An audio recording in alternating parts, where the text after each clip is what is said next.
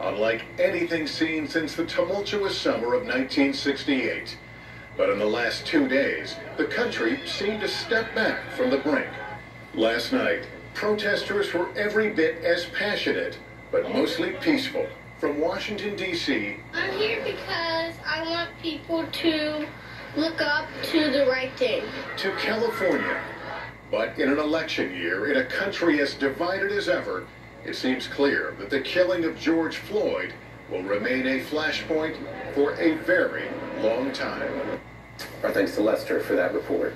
Well, we see those protests in cities all across America are showing no signs of slowing down.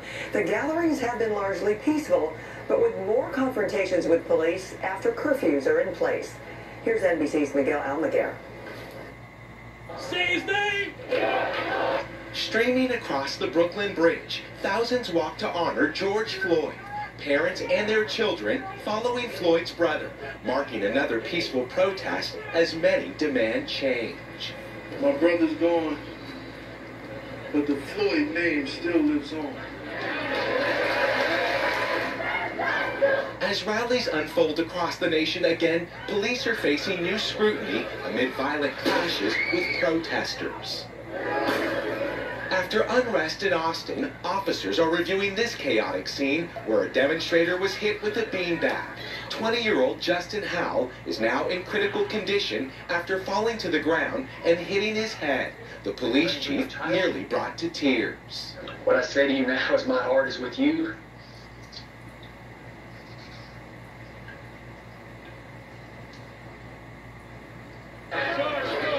Not far from where demonstrators took over the streets of Chicago, police are now looking into the actions of these officers. A family pulled out of a car say they were roughed up by police because they may have been in the wrong place at the wrong time. I want to be very clear. We will hold people accountable who cross the line. But during unrest in Brooklyn, it was police who were assaulted. One officer stabbed, 2 others shot in an attack that law enforcement sources say may have been terror-related. The police are doing an impossible job. They're trying to stop looting, and they're trying to keep themselves safe because the police want to go home to their families. Police and protesters calling for peace as a country divided tries to unite. Miguel Almaguer, NBC News, Los Angeles. Well, President Trump is headed to the state of Maine today, where he's expected to be greeted by hundreds of protesters. He'll meet with fishermen in Bangor as he angles to shift the focus back to the pandemic amid growing furor over his response to the demonstrations. NBC's Alice Barr has more. Among the many fault lines in America, an unprecedented new one is forming. Retired military leaders speaking out against the current commander-in-chief and his response to the protests sweeping this country. President Trump's former defense secretary James Mattis writing in an op-ed in The Atlantic, quote, "Donald Trump is the first president in my lifetime who does not try to unite the American people, does not even pretend to try. Instead, he tries to divide us." The retired Marine four-star general slamming the president's threats to deploy active-duty U.S. troops against Americans protesting racial injustice. President Trump firing back, calling Mattis the world's most overrated general. But Mattis is not alone. Retired Marine General John Allen and former chairman of the Joint Chiefs of Staff, Mike Mullen and Martin Dempsey, all condemning the president's actions.